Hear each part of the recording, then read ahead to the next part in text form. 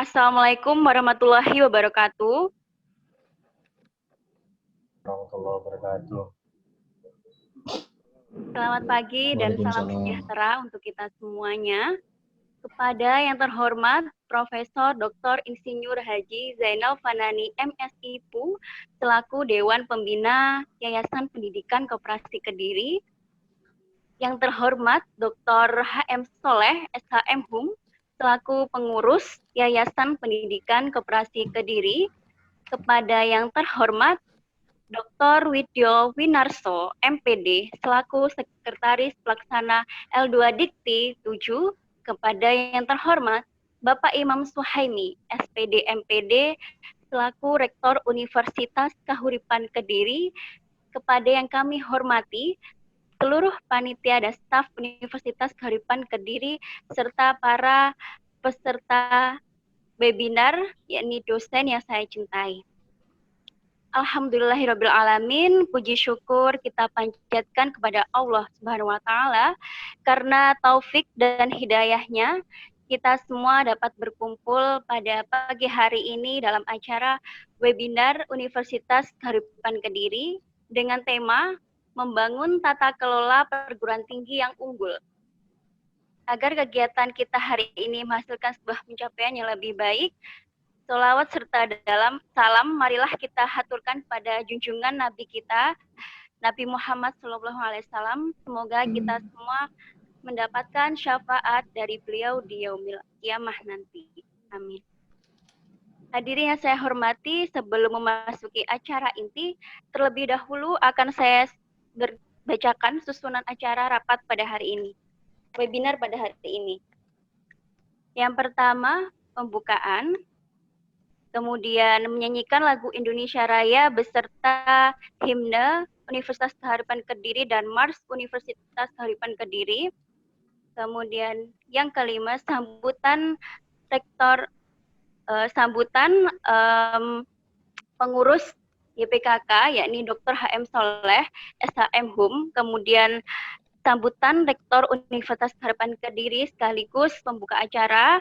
Kemudian kegiatan inti yakni webinar yang akan diberikan oleh Dr. Widyo Winarso MPD, kemudian doa, kemudian penutup. Baik, langsung saja. Yang pertama kita menyanyikan lagu Indonesia Raya diikuti oleh seluruh peserta. Kepada Bapak Ibu dipersilahkan untuk berdiri.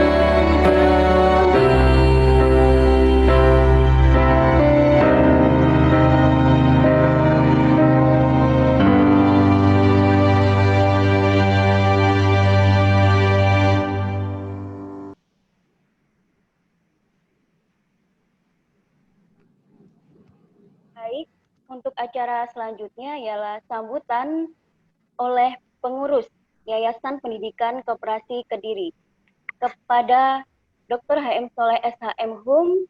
Saya persilahkan. Baik, terima kasih. Assalamualaikum warahmatullahi wabarakatuh. Bismillahirrahmanirrahim. Alhamdulillahirabbil alamin. Assalatu wassalamu ala asrofil anbiya wal mursalin sayyidina Muhammadin wa ala alihi washabihi ajmain. Qala Allah Ta'ala fi kitabil karim, a'udzu billahi minasyaitonir rajim. Bismillahirrahmanirrahim. Wa ma kana al-mu'minuna liyanfiru kaffah falawla nafara min kulli firqatin minhum ta'ifatun liyatafaqahu fid dini wa lindiru qawmahum idza raja'u ilaihim la'allahum yahdharun. Wa qala an-nabiy sallallahu alaihi wasallam utlubul ilma minal mahdi ilal lati. Sadaqallahul azim. Yang terhormat Bapak Dr. Widya Winarso selaku Sekretaris LLDT Wilayah 7 yang saya hormati dan saya banggakan. Yang terhormat Bapak Profesor Dr. Insinyur Haji Zainal Fani MS selaku Ketua Pembina Yayasan Pendidikan Koperasi Kediri yang saya hormati dan saya banggakan. Bapak Rektor Universitas Kahuripan Kediri yang saya hormati dan saya banggakan, jajaran wakil rektor, para dekan, para dosen, para teknik yang saya hormati dan saya banggakan. Izinkan pertama saya sampaikan panjatan puji dan syukur kepada Allah Subhanahu wa taala karena rahmat dan hidayahnya lah sehingga kita pada pagi hari ini dapat melaksanakan webinar dengan tema membangun tata kelola perguruan tinggi yang unggul. Mudah-mudahan webinar pada pagi hari ini bisa berjalan dengan sempurna dan menghasilkan strategi-strategi bagaimana mewujudkan pengelolaan perguruan tinggi yang unggul tersebut. Selawat serta salam mudah-mudahan tetap terlimpahkan kepada baginda Rasulullah SAW. Bapak Ibu sekalian yang saya hormati, peningkatan sumber daya manusia, peningkatan ilmu pengetahuan seperti yang saya sampaikan tadi di awal dalam surat At-Taubah ayat 122 maupun hadis Rasulullah adalah tidak ada batasnya, kapanpun. Jadi dalam rangka meningkatkan mutu atau kualitas perguruan tinggi yang unggul, saya pikir harus diawali dengan SDM yang unggul pula.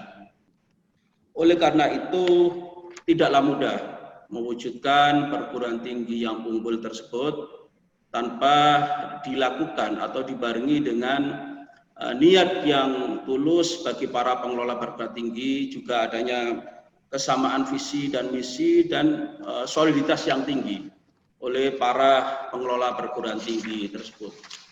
Kalau itu sudah diwujudkan, saya pikir sebagai entry point, jalan masuk untuk menuju ke terwujudnya pengelolaan perguruan tinggi yang unggul. Yang kedua, harus selalu dilakukan pelatihan-pelatihan, workshop, diskusi-diskusi dengan para narasumber yang expert di bidangnya. Bagaimana cara dan mewujudkan strategi untuk mewujudkan pengelolaan perguruan tinggi yang unggul tersebut. Salah satunya melalui webinar ini. Mungkin kalau sudah tidak ada wabah COVID, melalui diskusi melalui luring. Perguruan tinggi yang unggul pada hakikatnya adalah bagaimana perguruan tinggi tersebut bisa menghasilkan melalui pendidikan, pelatihan, dan pengabdian masyarakatnya sumbangsi untuk mewujudkan ekonomi kepada masyarakat, mewujudkan kesejahteraan masyarakat. Melalui penelitian, melalui pendidikan, melalui pengabdian masyarakat, perguruan tinggi harus mampu menciptakan inkubator, menciptakan strategi-strategi baru agar masyarakat ini sejahtera.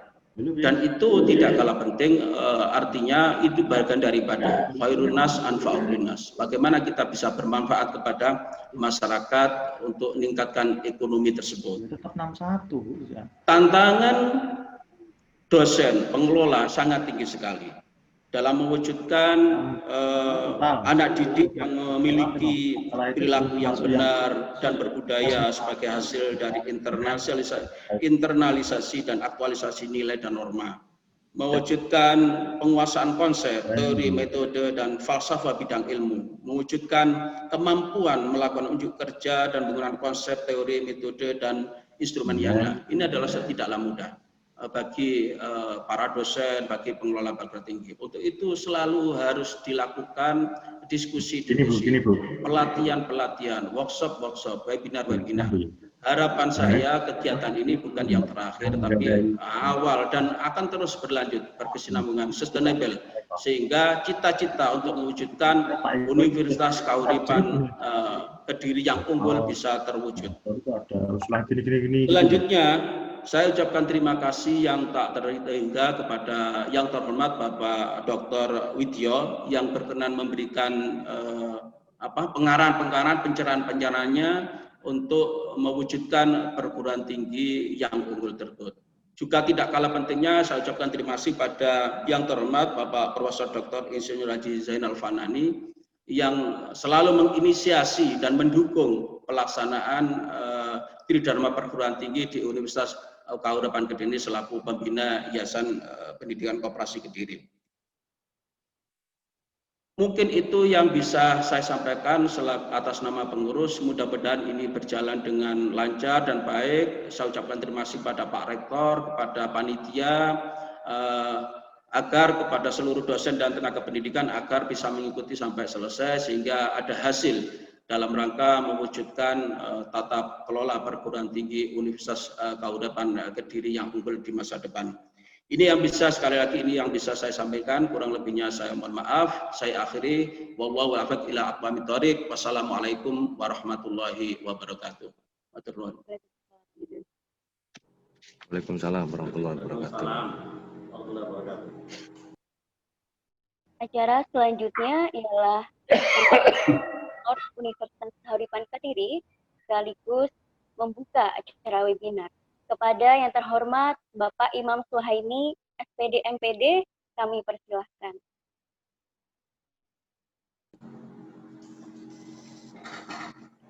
Baik, Assalamualaikum warahmatullahi taala wabarakatuh. Waalaikumsalam. Waalaikumsalam. Bismillahirrahmanirrahim. Alhamdulillahirabbil alamin. Wa bihi nasta'inu ala umuri dunya waddin. Wassalatu wassalamu ala asyrafil anbiya wal mursalin sayyidina wa maulana Muhammadin wa ala alihi wa sahbihi ajmain, amma ba'du. Puji syukur kehadirat Allah Subhanahu wa taala atas seluruh berkat, rahmat, taufik dan hidayahnya serta nikmat yang luar biasa di pagi hari ini. Kita semuanya dapat beraktivitas kembali dan keadaan sehat walafiat, terutama dalam kegiatan webinar dengan tema membangun tata kelola perguruan tinggi yang unggul.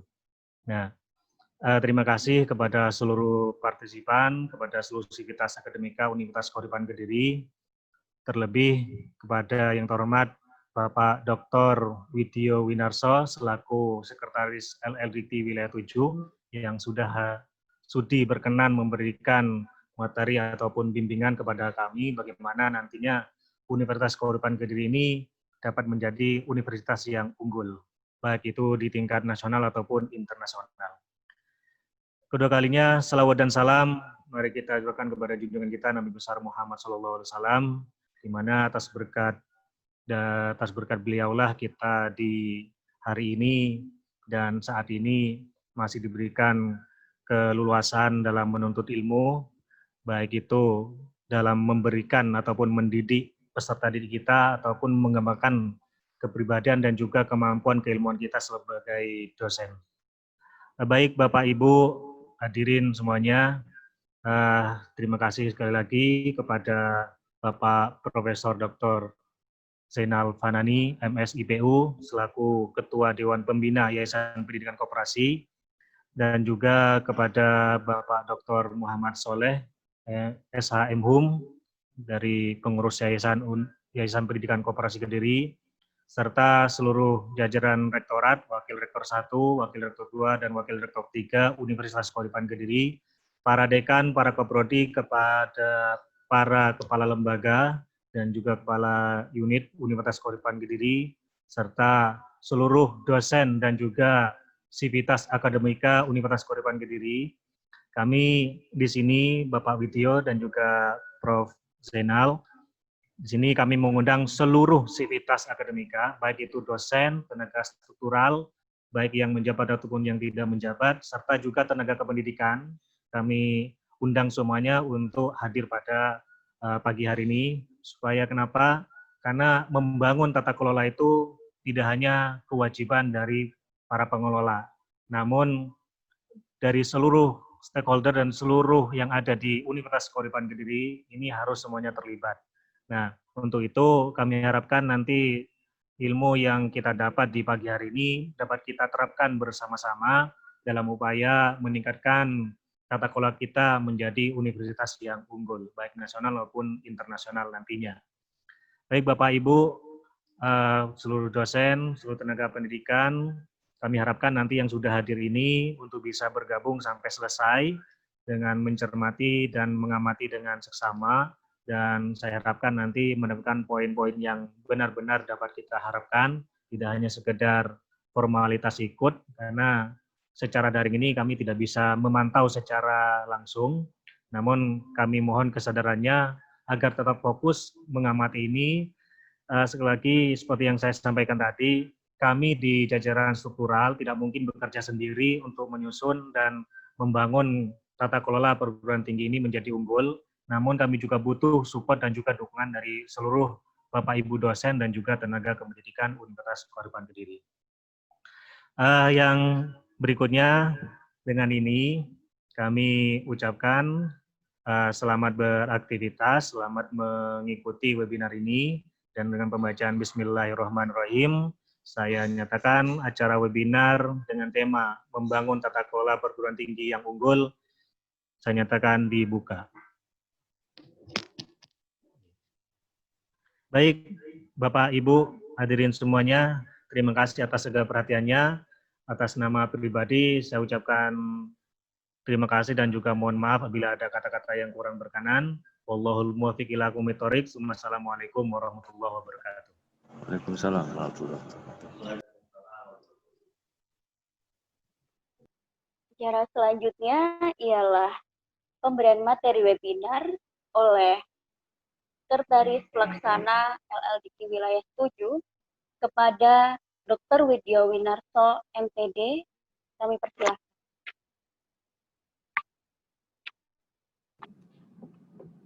Matur nuwun Bu Dian. Saya izin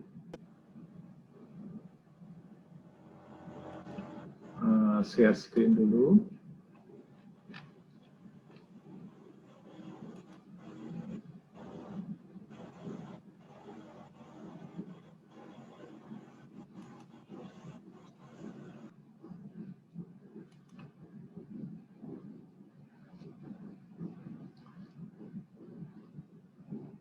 Apakah suara saya bisa didengar, Bu Dian? Bisa dengar, Pak. Ya. Alhamdulillah. Bismillahirrahmanirrahim.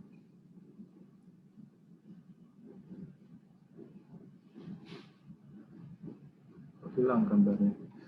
Oke, sambil nunggu. Assalamualaikum warahmatullahi wabarakatuh. Waalaikumsalam warahmatullahi wabarakatuh.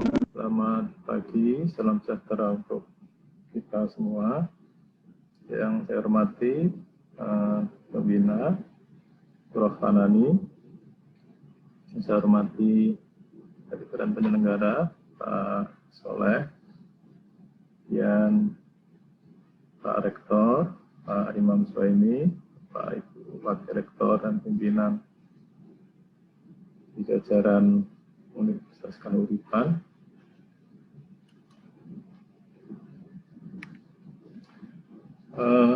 Saya bersyukur dan senang karena sebagai pembina perguruan tinggi, kalau dulu nasional di Dikti, sekarang di wilayah 7, melihat dan mengetahui dan juga mengalami ada dan banyak perguruan tinggi yang memiliki komitmen yang tinggi, mempunyai niat yang tulus, disampaikan oleh Pak Soleh, dan moga-moga kita semua bisa terjaga dan dijaga oleh Allah Ta'ala, menjaga niat kita dan komitmen kita untuk melaksanakan dedikasi kita di perguruan tinggi. Saya belum melihat Prof. Fanani, kayaknya belum nyampe ya. Oke, Pak Imam, belum nyampe Pak Fanani. Sampun, sudah masuk. Itu tulisannya Zoom UKK itu. Oh, iya. Oh, anonim ya. Yeah, ini sembunyi berarti Pak Fanani. Bapak, oke, pertama mungkin saya sedikit terkait konsep atau istilah ya. Jadi memang ini penting juga, tapi memang kita sering, yaitu bukan masalah salah benar, tapi kita lebih baik kalau bisa mendudukkan istilah atau frasa atau apa dalam bingkai ketentuan perundang-undangan atau ketentuan. Jadi Bapak Ibu, makanya di situ saya tulis pengelolaan perguruan tinggi ya, bukan tata kelola.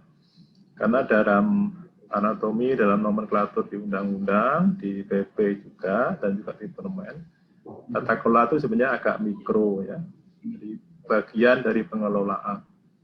Kalau kita bicara tata kelola, itu tridharma itu di luar tata kelola. Jadi ini konsep dulu. Saya sekali lagi ini bukan salah benar, nggih monggo terus. Karena pengetahuan umum kan juga tidak spesifik. Tapi kalau kita insan di perguruan tinggi lebih spesifik, lebih baik.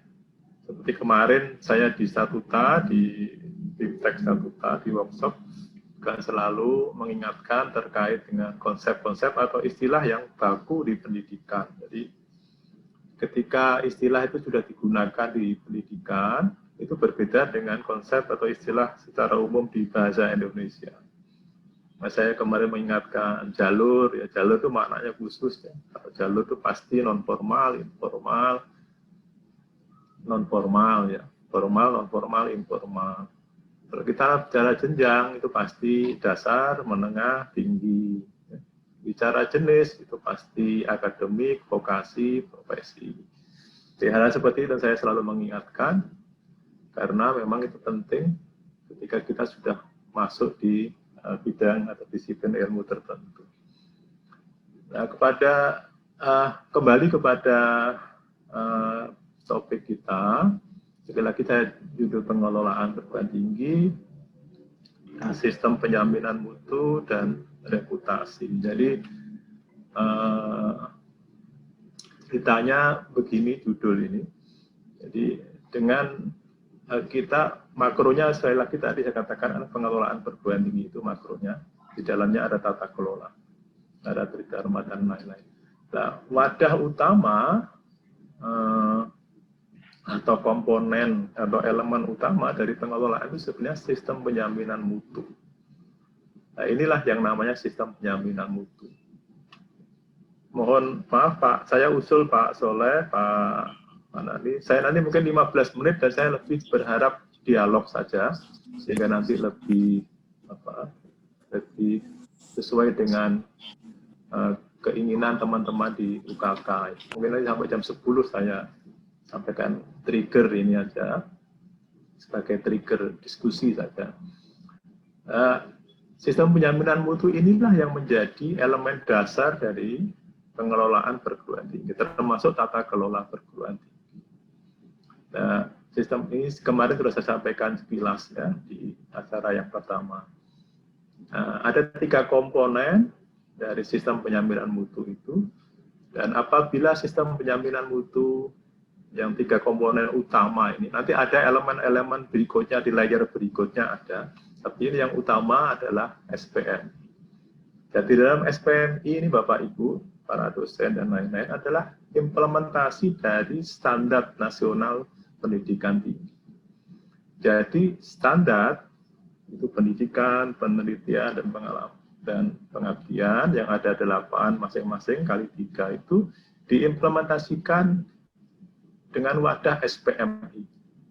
Mulai dari penetapan standar sampai pelaksanaan, evaluasi, dan peningkatan sampai pengendalian, sampai peningkatan. Nah, itu terus bersiklus sampai suatu saat kita siklus ini, sekali siklus kita bisa mendapat katakanlah nilai 3, siklus berikutnya 3,5 dan seterusnya.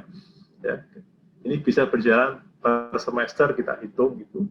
Nah, siklus berikutnya kita sudah terus ada peningkatan, kita perbaiki lagi, kita evaluasi lagi, dan seterusnya. Nah, itu yang kita laksanakan adalah standar-standar itu. Nah, ini komponen utama SPM, makanya SPM. Nah, SPMI ini didukung oleh pangkalan data. Jadi semua data yang digunakan untuk mengoperasikan SPM ini ada di PD Dikti. Walaupun sekarang belum maksimal, karena masih harus ada sinkronisasi, ya, misalnya dengan sister dan lain-lain, dan juga data-data yang lain. Nah, kemudian apabila SPMI kita bagus, maka kita akan menghasilkan sistem penyambutan eksternal yang baik. Ya. Jadi SPM ini pengumpan untuk SPM. Nah, sebelum masuk ke SPME, sebelum masuk ke wilayah di luar kita, karena ini wilayahnya Bandar, ada beberapa dokumen penting selain standar itu, jadi untuk mengoperasikan standar itu ada beberapa dokumen pendukung penting ya, yang harus kita miliki dan bagus juga kualitasnya. Pertama, statuta. Ya. Dan statuta inilah yang tadi lebih mengarah ke tata kelola tadi. Di dalam statuta diatur tata kelola, bagaimana menjalankan pemerintahan di perguruan tinggi itu diatur di statuta. Sehingga kualitas statuta mempengaruhi kualitas tata kelola. Nah, ini saya yakin ini sekarang juga kita tiap tahun LDIC melakukan pembinaan, workshop agar statuta ini lebih baik. Karena di sini adalah undang-undangnya pemerintahan perguruan tinggi. Ya. Jadi kalau ini tidak baik, ya kita jalannya tata kelola, jalannya governance itu juga kurang baik. Nah, saya juga mengingatkan kesempatan ini bahwa kita diberi kesempatan oleh Dikti untuk mengunggah statuta di PD Dikti paling lambat 31 Desember. Tapi jangan menunggu habis, ya, karena LE Dikti akan validasi selama bulan Desember. Nah itu yang, nah Bapak Ibu, apa kalau tidak kita mengupload, mengunggah, ada sanksinya, ada sanksi sedang di Permen 7 itu ada disebut. Ya Bapak nanti akan diskors untuk menerima bantuan dari pemerintah. Ya. Akan di-suspend dulu sementara kalau statutanya belum ada di PD Dikti pada tanggal 1 atau 2 Januari 2021. Nah, dalam konteks ini saya mengingatkan sekali, tapi kembali ke tema kita bahwa statuta baik, tata kelola kita akan baik. Makanya semua paralel tim yang ngurusin statuta monggo dilihat ya. Tim ini dibentuk oleh rektor, kemudian terus bekerja. Statuta itu memang ada waktunya, tapi boleh saja 2-3 tahun direvisi juga boleh, apalagi kalau pas ada perubahan tertentu yang signifikan di perguruan. Kemudian dokumen lain yang pendukung yang juga vital adalah Renstra. Ya, prasyarat dari perjalanan SPM itu juga harus ada Renstra. Karena di Renstra itu ada visi, misi, tujuan, dan juga strategi, ada indeks kinerja utama, kemudian ada IKT juga, kemudian ya tergantung kita mau sedetail apa. Kalau mau detail ya di sana ada target-target 5 tahun, setiap tahun apa yang akan kita capai, yang identik dengan RKPS ya. Nanti silahkan, makanya saya beli trigger, ditanyakan semua lah, silahkan. Jadi ya, Renstra dan statuta ini vital untuk prasyarat ini bisa berjalan dengan baik. Karena semua connect ya, semua connect. Nanti connect ke belakang juga nantinya. Dan kemudian dalam konteks terutama manajemen yang baru di akreditasi, terutama untuk keperluan itu yang berorientasi ke output dan outcome, kita juga dituntut memiliki tools yang dinamakan tracer study. Ya, tracer study. Ini mutlak. Karena tracer study ini juga nanti akan melengkapi SPMI dan juga bisa menjadi bagian standar yang melampaui standar nasional. Kita memiliki tracer, nah itulah nanti. Ya. Nah, indeks kinerja utama itu ada di Renstra kita. IKT itu nanti tambahan yang kalau dalam konteks standar, melampaui standar itu nanti namanya IKT. Standar minimal namanya IKU, biasanya begitu, yang lazim. Ya, kalau dokumen 3 ini pokok ini sudah kita punya, maka perjalanan siklus ini bisa berjalan dengan baik. Ya. Tentu saja tidak semudah itu, tapi ini memang mutlak diperlukan. Ya. Nah itulah setelah, nah ini adalah ranah kita. Ya. Nah setelah ini baik semua, maka nanti outputnya di LKPS kita, kinerja program studi maupun kinerja perguruan tinggi bisa baik. Jadi ini bukan diciptakan, bukan masalah pengisian borang atau pengisian, tapi potret dari perjalanan ini, perjalanan SPMI. Ya. Jadi ini tidak datang tiba-tiba, kalau ini bagus nanti bisa bagus. Ya. Nah, kalau ini bagus terus, jadi ini logika berpikir aja ya Pak Ibu, logika bagaimana pengelolaan yang baik seperti apa. Nah nanti kalau baik maka BAN melalui RKPS kita, RKPT kita, dan LED kita akan menghasilkan peringkat akreditasi. Ya. Jadi sinilah nanti semua perguruan tinggi itu ingin atau mempunyai mimpi untuk menjadi perguruan tinggi unggul. Ya. Unggul itu predikat tertinggi di akreditasi. Ya, jadi nah itu bisa dicapai melalui proses yang panjang. Ya, di sini nanti. Banyak lebih teknis kita bicarakan nanti bagaimana agenda tahun depan, UKK mau ngapain, prodi mana yang sudah siap, seterusnya. Ya. Nah, kemudian ini Pak, nah, lebih saya bicara makro dulu semuanya, kemudian nah ini lingkup, ini ketinggalan garisnya lingkup. Nah, berikutnya kalau nanti kita sudah misalnya bahan kita, akreditasi peringkat kita sudah bagus ya, kemudian kalau mau kita bisa menjangkau yang lebih tinggi. Tapi untuk UKK ini lupakan dulu lah ya. Ini mungkin periode kabinet berikutnya, 6-7 tahun berikutnya, itu pun kalau kita sesuai dengan target. Ya. Jadi akreditasi internasional, ASEAN ini kita. Nah, sekali lagi saya mengingatkan bahwa tujuan kita melakukan SPMI ini, melakukan siklus yang baik dan menjalankan Tridharma dengan baik. Kalau ini sebenarnya Tridharma juga, standar itu kan Tridharma. Maka peringkat kita akan baik dan mengingatkan tadi bahwa akreditasi kita itu bukan tujuan. Ya. Jadi kita melakukan SPMI itu bukan bertujuan untuk mendapatkan peringkat. Ya, saya mengingatkan. Nah, peringkat itu hanya status atau potret sementara dari perjalanan kita menuju budaya mutu. Ya, budaya mutu itulah yang menjadi tujuan akhir dari semua perguruan tinggi. Semua perguruan tinggi itu tujuan akhirnya adalah budaya mutu. Nah, di dalam budaya mutu itu apa yang nah ini wong ganteng wis tekan nih, Prof. Panani kelihatan. Nah, saya lanjutkan bahwa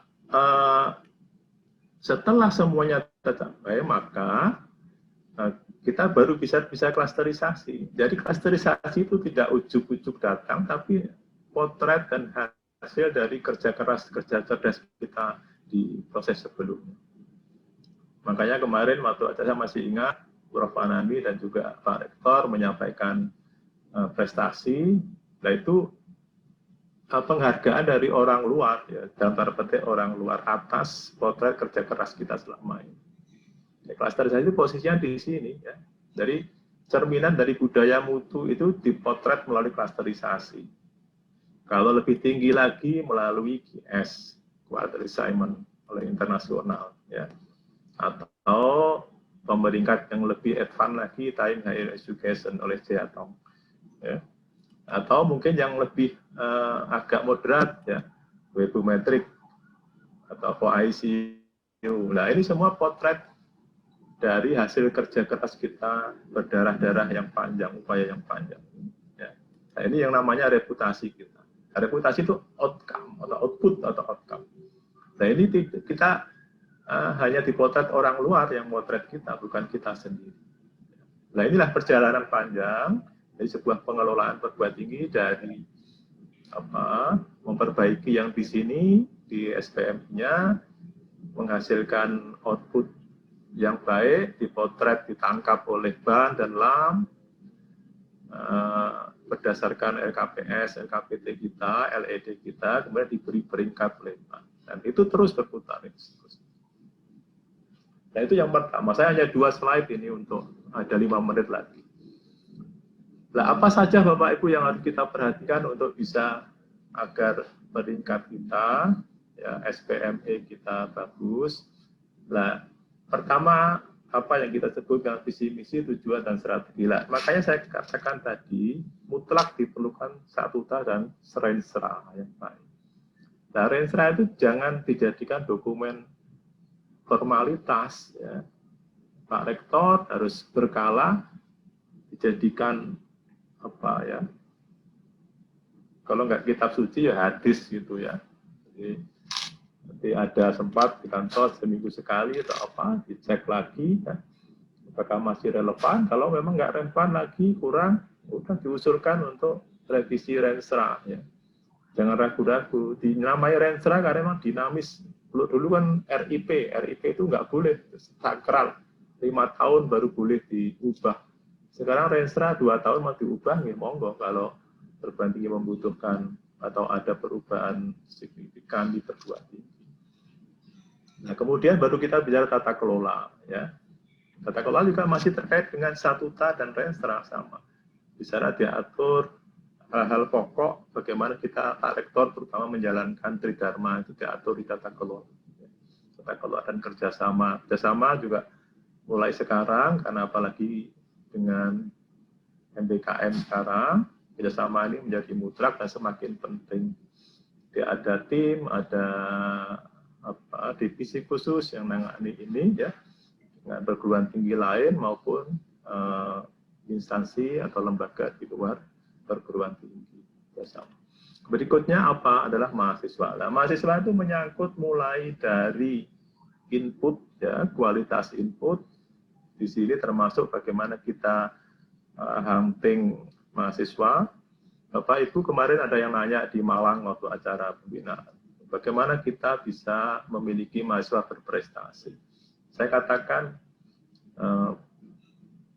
ihwal usaha, effort yang pertama adalah ketika kita menjaring mahasiswa. Ketika kita bisa mendapatkan, misalnya kita mendekati sekolah tertentu, kita mendengar di sana ada mahasiswa yang pernah juara olimpiade, juara atau mungkin di bidang olahraga, bidang penal. Kalau kita dapatkan mereka, kita dalam tanda petik kita rayu untuk diri beasiswa misalnya, itu sudah 50% berhasil untuk nanti kita didik menjadi misalnya mahasiswa berprestasi, minimal di tingkat wilayah, ya. Atau syukur-syukur bisa finalis. Nah itu luar biasa Bapak dampaknya terhadap perguruan tinggi kita. Prof. Fanani nggak perlu keluar dana banyak untuk promosi kalau ada mahasiswa kita yang langsung masuk ke nasional, ke final misalnya. Nah itu hasil dari hunting dari awal. Jadi mahasiswa di sini mulai dari hunting, tidak terlalu banyak, 2-3 kita biaya beasiswa yang mereka kita tahu di sekolah itu ada, pernah juara olimpiade, pernah juara ini, ya gitu kita dekati orang tuanya juga kalau kita sungguh-sungguh gitu. Karena hasil itu tidak mengkhianati proses gitu. Kalau kita hanya biasa-biasa, jangan berharap Bapak Ibu yang salah ya. Kalau maksud kerja biasa, proses biasa kok menghasilkan berharap hasil luar biasa, nggak mungkin. Ya. Mungkin. Ya, Bapak Ibu ada tim yang mendekati sekolah, mendekati keluarga, itu nggak banyak Bapak, 5 saja itu misalnya. 5 itu nanti pengungkitnya, daya ungkitnya luar biasa kepada perguruan kita. Nanti mulai input kita perhatikan dan ini sampai outputnya sampai karya mahasiswa nanti, makanya disebut mahasiswa berprestasi. Inputnya bagaimana nanti sama aspeknya banyak di sini semua yang terkait dengan mahasiswa. Nah berikutnya dosen ini juga krusial ya. Dosen biasanya yang paling mengemuka adalah masa jabatan akademik. Ya, mengapa penting? Karena ini terkait dengan kewenangan ya. Banyak perguruan tinggi yang bahkan tidak tahu, bukan karena lalai atau apa, tidak tahu bahwa dosen itu dibatasi oleh kewenangan dalam melaksanakan Tridharma. Mengajar atau membimbing itu harus sesuai kewenangannya. Ya, kalau Prof. Fanani makomnya sudah tinggi, boleh melakukan semuanya beliau ya. Tapi kalau baru TP itu ada batasannya. Dari banyak perguruan tinggi yang menugaskan dosen itu seakan-akan begitu sudah direkrut, diberi tugas semuanya. Nanti di LPS-nya, di RKPT-nya ketahuan, di RKPS-nya ketahuan, nggak bisa. Ya, dari kita nanti bisa jeblok di skor-skor itu ketika kita nanti mengajukan akreditasi. Dan termasuk mahasiswa ini juga. Makanya ini ada di IKU dan IKU nanti ditargetkan. Baseline-nya kayak apa? Ditargetkan tahun depan siapa dosen yang siap untuk naik ke lektor, yang lektor mau ke lektor kepala, dan yang penting lagi yang TP tadi ke AA. Nah, itu kemudian implikasinya apa? Ya banyak kegiatan yang harus diadakan oleh perguruan tinggi. Kalau dosennya nggak bisa meng-hire hibah dari luar, jadi biayai. Sekarang riset itu murah karena digital ya.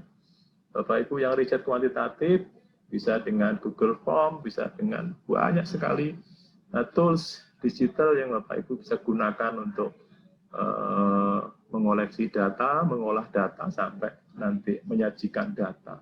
Sehingga menjadi murah ya, menjadi murah. 1,5 juta itu sudah bisa terbit di Sinta 6 ya, kalau Bapak dosen mau. Tapi tentunya dikuatkan metodologinya, tidak serta-merta kemudian dengan biaya murah, tapi tentu saja literasi digital dosen juga harus dikuatkan, literasi dosen terhadap metodologi juga harus dikuatkan.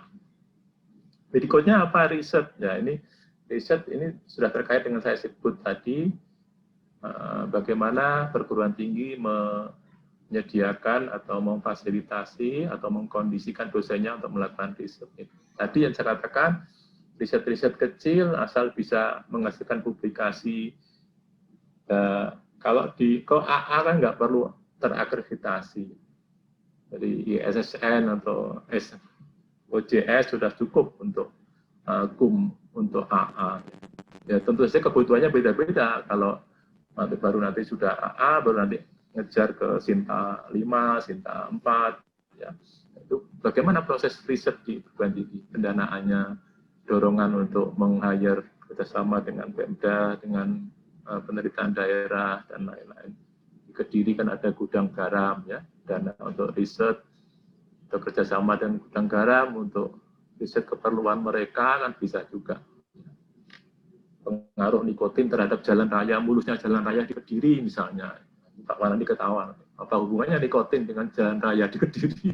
Ada hubungannya itu Bapak.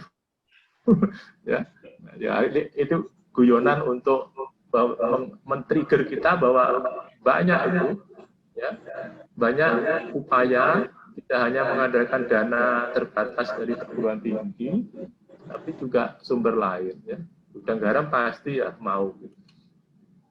Sama ya, identik dengan penelitian juga Abdimas. Ya. Abdimas ini juga jangan hanya berharap kepada kegiatannya, tapi juga outputnya. Outputnya juga bisa berupa artikel ilmiah, sama ya.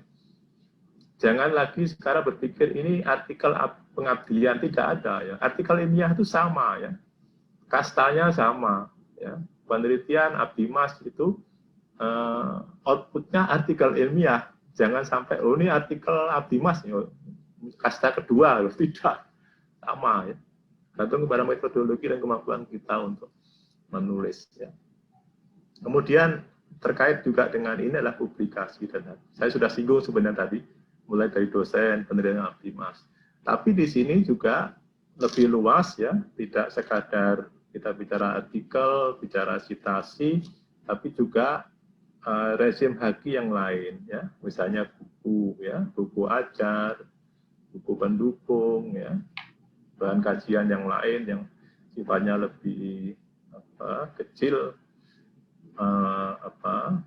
ruang lingkupnya, kemudian juga hal-hal lain. Ada 6 plus 1 jenis haki yang dosen-dosen bisa upayakan, yang nanti bisa diunggah di kinerja dosen atau Simanis punyanya Ristek Brin. Kemudian, nah ini kalau ini badan penyelenggara nih Pak Soleh dan Pak Anani yang ya. Bagaimana alokasi anggaran di tiap tridharma, kegiatan tridharma. Kemudian juga sarana prasarana, terutama dalam konteks sekarang ada koneksi internet ini yang harus kuat ya. Bekerjasama dengan Telkom, sama dengan provider yang lain. Dan ini yang kemudian dua yang berikutnya kurikulum. Nah, ini juga masing-masing ini nanti bisa ada agenda sendiri atau mau dikumpulkan ya. Untuk aktivitas mengembangkan pengelolaan atau tata kelola dari, kalau Bapak Ibu sebut tata kelola, ya monggo, tapi pengelolaan dari masing-masing komponen ini ada program kegiatannya masing-masing. Dosen, Bapak gabung aja, dosen penelitian Abdimas ini nanti ada program kegiatannya. Ya, program di sini juga banyak. Nah, kurikulum apalagi ya. Sekarang ada panduan yang baru, terutama MBKM, ini sedang sibuk semua, bagaimana implementasi MBKM dalam kurikulum kita. Ya.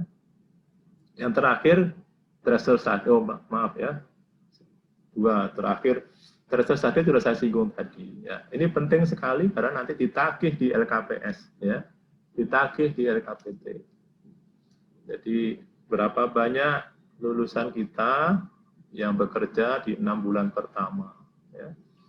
Bagaimana kepuasan pengguna lulusan kita, berapa banyak yang berhasil di-tracer oleh perguruan tinggi UKK terhadap lulusannya. Ini penting, ini ada tools sendiri, moga-moga sudah punya, nanti silakan dijelaskan. Terakhir inovasi. Nah, inovasi itu terkait dengan ini tadi, HAGI tadi ya. Jadi tidak hanya bicara artikel ilmiah, bicara citasi, tapi sudah mulai ke paten. Saya sudah singgung juga kemarin.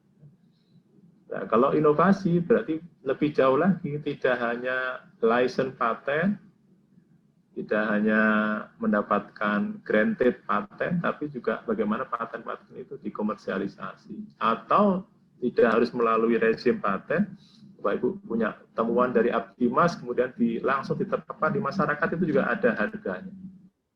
Ya. Itu Bapak Ibu, trigger saya lebih 5 menit. Ya. Jadi silakan di apa yang Bapak maui, Bapak Ibu maui, tanyakan, monggo. Tapi tentu saja kita berproses semuanya ya, jadi tidak serta-merta dari perguruan tinggi unggul dicapai melalui proses panjang, kerja keras, dimulai dengan niat yang baik dan seterusnya. Monggo Pak Rektor, siapa yang menjadi atau Bu Dian, saya nggak tahu nih. Monggo, saya kembalikan. Terima kasih. Pak, terima kasih atas penjelasannya ini. Kemudian kita akan buka sesi tanya jawab untuk Bapak Ibu dosen sertifikat akademika Universitas Karipan Kediri. Monggo yang mau bertanya, silakan.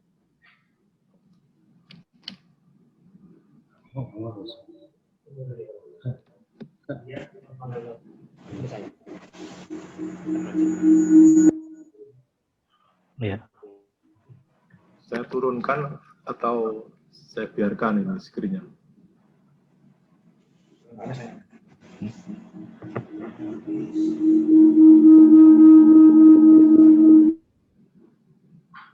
Monggo, Mbak Dian, ada yang ya ini harus justru lebih banyak dialognya ya. Ini saya tadi sudah katakan saya hanya ngambil waktu 15 menit, 20 ya, menit. Pak. Monggo Bapak Ibu, ada pertanyaan. Saya dulu, Bu Dian. Oke, silakan Pak Imam. Oke, baik. Terima kasih Bu Dian dan juga Pak Dr. Widyo. Ini pertama yang mau saya tanyakan tentang statuta, Pak. Ini kebetulan kita masih sedang merevisi statuta, karena ini kan ada kewajiban untuk mengupload itu di terakhir tanggal 31 Desember nanti ini.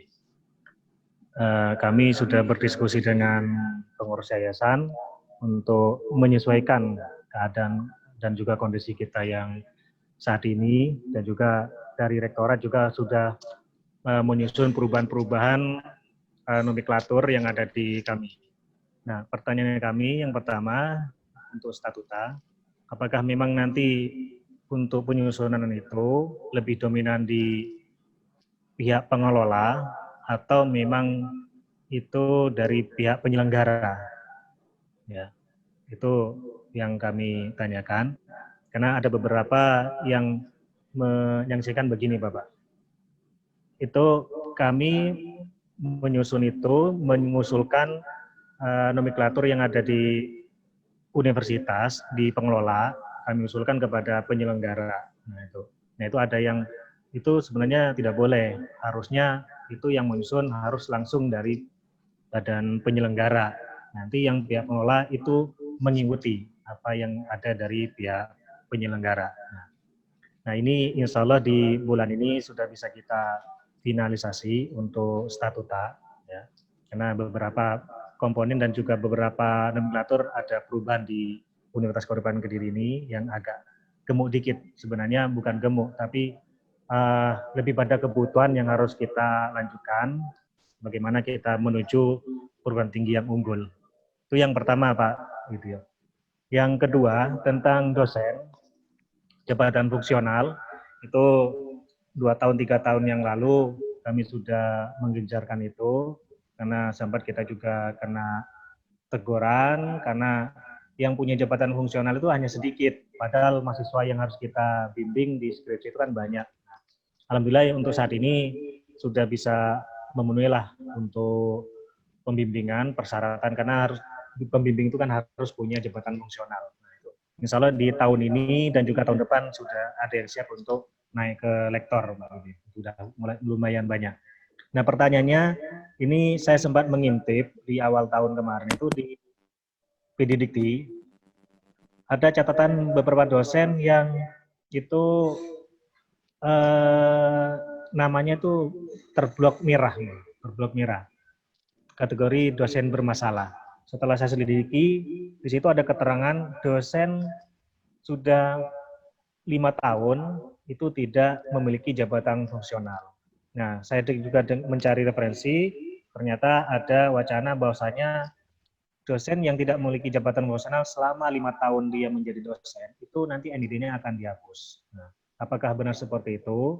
Walaupun di sini itu baru tidak sampai 10% dari dosen yang ada itu, karena memang ada dosen yang sudah lama, itu pola pikirnya lama, dan insya Allah yang baru itu sudah lebih cepat pengurusan jafungnya.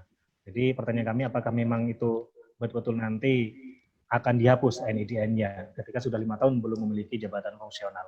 Terima kasih.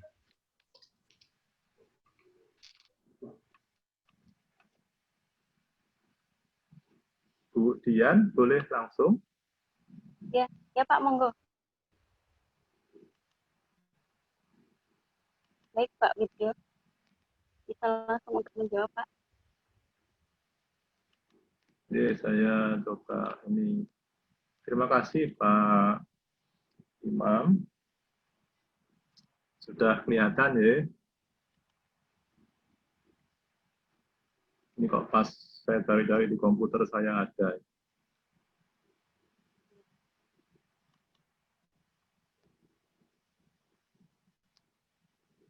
Bagaimana mekanisme penyusunan statuta yang dalam titik benar? Katakan benar karena memang tidak ada sanksi ya kalau tidak diikuti, karena ini hanya peraturan menteri. Ini Pak Imam ya prosesnya.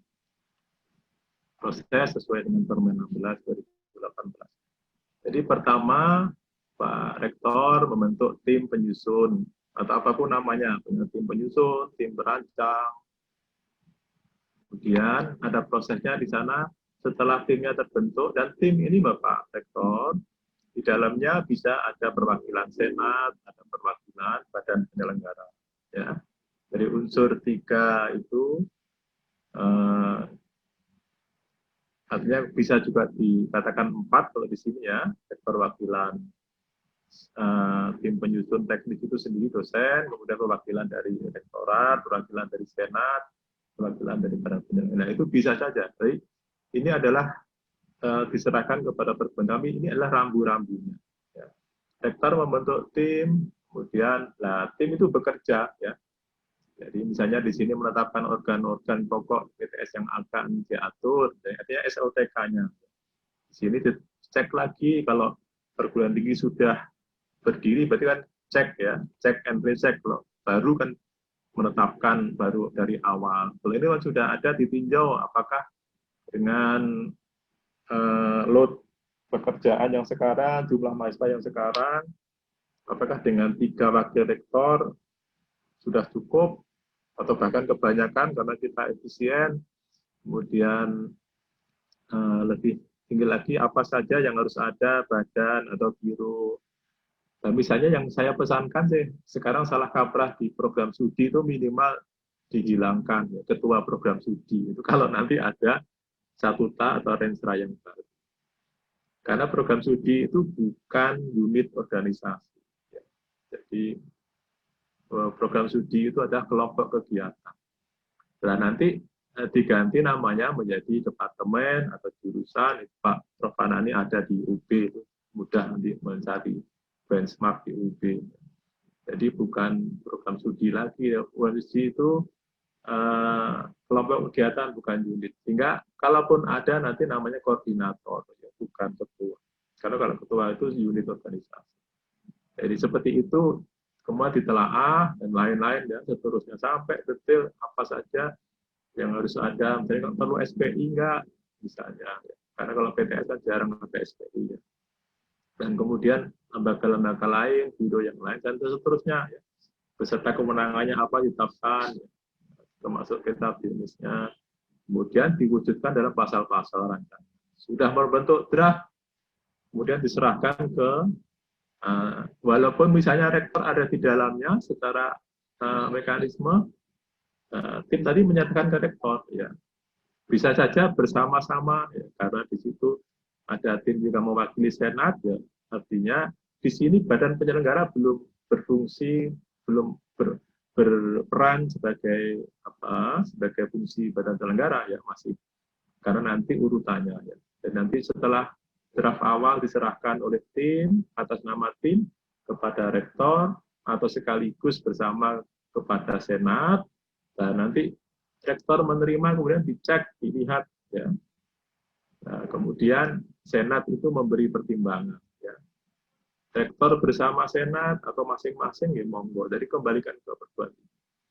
Nah, setelah melihat ini hasil dari tim sudah di tangan rektor, kemudian atau bersama senat atau masing-masing, rektor dulu kemudian senat, ya, senat membuat pertimbangan, kemudian menyerahkan ke badan penyelenggara, ya. Jadi rektor kemudian jadi kita hanya memberi rambu-rambu, ya, di permen itu ada hanya rambu, tapi kemudian detailnya seperti apa silahkan perguruan tinggi, ya. Jadi variasi-variasi perbedaannya tergantung kepada karakteristik perguruan tinggi. Karena mereka punya budaya, punya kebiasaan yang berbeda-beda tiap perguruan. Dan kemudian senat membuat pertimbangan, baru nanti diserahkan, ya. Jadi bersama dengan badan penyelenggara, ya, nanti diserahkan. Jadi membahas rancangan ini persis, ya, persis saya kutip dari Permen 16 2018. Jadi urutannya begini Pak Rektor, jadi ada, ya. Ya, kalau tadi disebutkan misalnya badan penyelenggara yang menyusun, menurut saya tidak demikian. Ya. Kalaupun ada perbedaan mekanisme atau prosesnya, ya jangan terlalu ekstrim. Semua diawali oleh tim, ya, oleh tim. Kasihan kalau badan penyelenggara menyusun draft, ya. Badan penyelenggara itu kan terhormat, ya. Artinya dia ada di belakang setelah disiapkan oleh tim itu, ya. Dari awal dari penyelenggara malah jadi kalau dia masuk di tengah, tadi ada wakilnya, ya monggo saja. Jadi urutan besarnya adalah dari tim ke rektor, kemudian ke senat, dan baru ke nanti ke badan penyelenggara. Jadi urutan besarnya seperti, tapi variasi-variasinya silakan aja monggo. Ya, jadi nanti dibahas lagi di setiap level ini ada pembahasan monggo, ya. Kalau rektor tadi sudah intensif ikut di tim, ya nggak perlu dibahas lagi misalnya, itu kan tergantung kepada kesepakatan masing-masing. Kalau rektor belum sempat intensif di sini, ya bahas lagi monggo, ya tadi. Tapi urut-urutannya seperti ini. Tim menyusun, rektor bersama senat atau masing-masing, kemudian ke badan penyelenggara. Badan penyelenggara kalau memang ada yang masih perlu direview, review lagi di sini juga bisa. Sebelum kemudian ditetapkan, ya, ditetapkan di badan penyelenggara. Nah ini tugas dari badan penyelenggara yang prinsipal esensial ada di sini, menetapkan dalam peraturan badan penyelenggara, ya, di sini. Nah proses sebelumnya itu opsional semua, monggo kalau badan penyelenggara mengutus utusannya di proses ini monggo. Kemudian baru mengunggah terakhir final. Kemudian yang kedua Pak Ima, yang dosen terkait status dosen. Memang sejak Pak Gufron, sejak Ristek Dikti kemarin sudah ada draft final sebenarnya Pak. Draft final yang akan mengenakan sanksi bagi dosen. Pertama yang utama adalah dosen yang sekian tahun belum mempunyai jabatan. Karena memang itu memang secara aturan tidak bisa diberi tugas, tidak punya kewenangan. Dan ini untuk menghindari terlalu lama di masa di zona aman atau di comfort zone ini, yang juga nggak baik untuk dosen. Setahu saya belum disahkan Pak permennya atau aturan dirjennya belum disahkan, tapi sudah siap, sudah diundang, kami beberapa kali diundang juga untuk membahas ini. Ya, itu Pak sementara jawaban saya. Nanti saya update lagi apakah tapi kalau diterbitkan kan pasti dipublikasi ya, tapi belum mendengar ada publikasi terkait permen atau edaran Dirjen. Begitu Pak, ini monggo.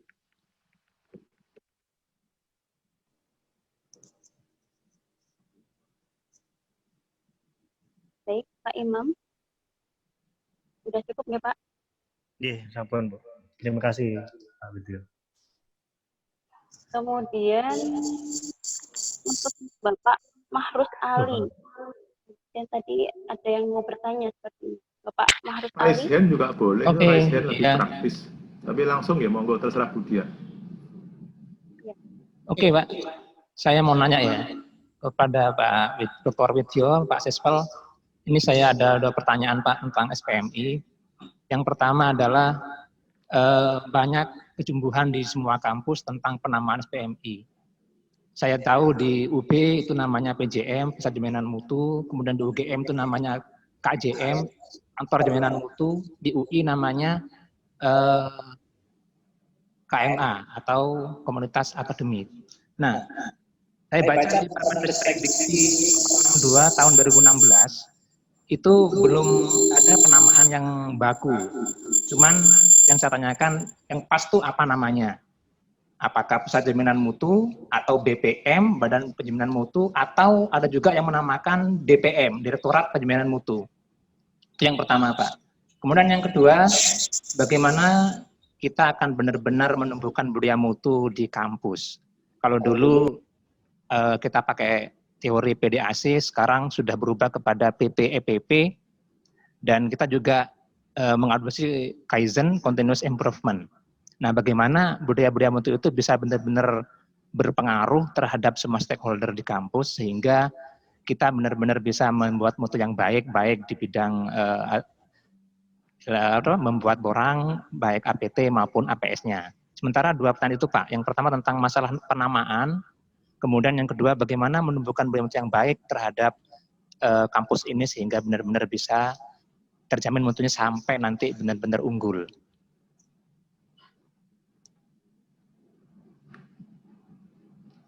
Bapak siapa tadi kok nggak ada namanya di situ? Mahrus, Pak. Makrus, yo nggih, Pak Makrus matur nuwun.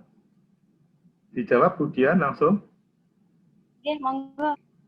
Nggih, matur nuwun Pak Makrus Ali. Jadi pertama Bapak, di permen tentang SPMI itu ada nama generik ya. Nama generiknya adalah Lembaga Penjaminan Mutu. Itu sebenarnya bukan nama, bukan brand ya, bukan merek. Jadi itu mirip dengan perguruan tinggi gitu ya, lembaga penjaminan. Tapi itu banyak yang menjadikan brand, menjadikan merek, menjadikan nama ya. Tapi itu lembaga penjaminan mutu itu generiknya. Bisa berupa tadi yang Bapak sebutkan tadi namanya monggo, dan tidak ada pengaruhnya itu nama itu terhadap penilaian AMI. Di dalam AMI juga tidak ada pengaruhnya. Oh namanya jelek, oh enggak ada pengaruhnya. Nah, yang penting esensinya bisa berjalan dengan baik, ya. Bahkan ada perguruan tinggi yang berani tidak membentuk lembaga penjaminan mutu karena dianggap sudah melekat implisit, tapi ternyata nggak jalan juga. Masing-masing malah nggak punya tanggung jawab, nggak jelas tanggung jawabnya di mana. Nah itu jadi sekali lagi ya Pak, generiknya lembaga penjaminan mutu, Bapak namakan apa saja tidak ngaruh, pokoknya yang sesuai dengan karakter atau apapun yang punya makna lah. Yang kenapa dinamakan ini, monggo. Yang penting ada alasannya. Apakah Prof. Fanani dapat ilham, apa? Silahkan. Ada alasannya yang penting. Tapi generiknya lembaga penjaminan mutu. Ya, mau dinamakan apa nanti itu keunikan atau karakteristik berbanding. Karena tidak ada skornya ibaratnya. Tidak ada skor namanya bagus. Oh ini Dian bagus, wah enggak ya. Itu bebas saja. Kemudian yang kedua Pak jadi saya pendapat subjektif saya, siklus itu bisa berjalan dengan baik memang diawali dengan 2P yang pertama itu Pak. Terutama penetapan standarnya itu harus benar-benar baik dan tentu saja operasional bisa diikuti ya. Jelas bagi semua pemangku kepentingan. kan awalnya dari situ Pak. Jadi kalau penerapan standarnya sudah jelas, itu nanti perjalanan untuk menjadi siklus mulai dari evaluasi sampai ke pengendalian sampai peningkatan itu bisa baik. Tapi diawali dulu dengan 2P yang pertama itu sebelum nanti membentuk kami ya, membentuk audit manajemen internal, itu diawali dengan ditelaah terus sama Pak Rektor sama penerapan standarnya. Misalnya sekarang kan banyak peluang untuk bisa membuat standar yang melampaui standar nasional terkait dengan MBKM. Ya. Bagaimana standar untuk kerjasama, standar untuk di kemahasiswaan malah banyak sekali yang bisa kita jadikan untuk penetapan standar yang melampaui standar nasional. Di kemahasiswaan tadi yang disebut saya bagaimana rekrutnya itu jadikan standar. Ya. Semula itu disosialisasikan jelas semua bagi sivitas akademika, di dosen terutama. Sehingga nanti putaran siklusnya bisa berjalan. Begitu Pak kurang lebih gambarannya. Nah untuk ini Dikti juga mengadakan Bimtek juga. Karena ini spesifik ya, masing-masing yang ditanyakan tadi punya forum tersendiri. Pak Rektor tadi 1 tahun loh, itu di forum sehari kalau mau menelaah 1 tahun. SPMI juga sama, sehari SPMI. Jadi ini clue-clue saja yang saya sampaikan. Makasih Pak Mukbes. Monggo Bu Dian. Baik, untuk selanjutnya jika ada pertanyaan, monggo Bapak Ibu.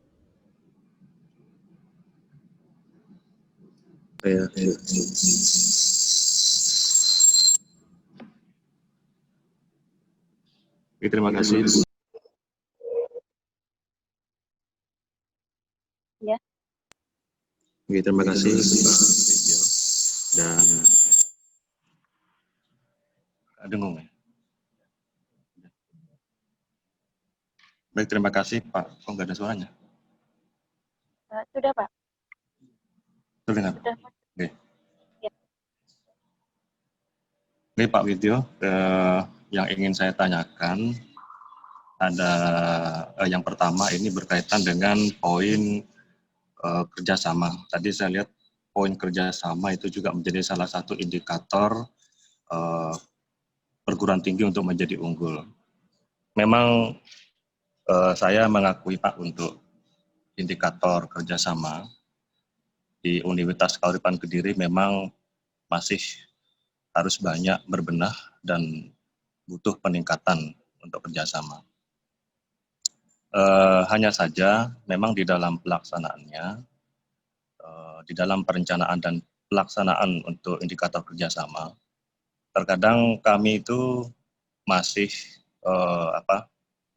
sempat memikirkan tentang tantangan-tantangan terkait perbedaan status kita di Universitas Kauripan Kediri ketika kita ingin bekerja sama dengan perguruan tinggi yang levelnya itu sudah lebih daripada Universitas Kauripan Kediri atau klasternya lebih tinggi. Saya juga sering mengikuti beberapa diskusi, webinar, ataupun ketemu langsung dengan wakil bidang akademik di beberapa kampus lain dan juga penjaminan mutu yang secara klaster itu sama dengan Kauripan. Mereka ada semacam rasa minder, Pak. Jadi minder ingin melakukan kerjasama dengan institusi yang lebih tinggi. Sehingga untuk sampai saat ini ada juga beberapa kampus yang mengeluhkan kerjasama yang saya ajukan ke beberapa institusi, instansi maupun perguruan tinggi yang lebih tinggi itu kurang direspon dengan baik. Seolah-olah ada sikap pilih-pilih untuk melakukan kerjasama. Karena mungkin ada label reputasi, kampusnya lebih kurang baik atau bagaimana. Nah ini bagaimana Pak kami harus menyikapi hal tersebut. Itu. Yang berikutnya, ini juga berkaitan dengan persoalan penyesuaian antara capaian kita untuk menuju perguruan tinggi yang unggul dengan anggaran.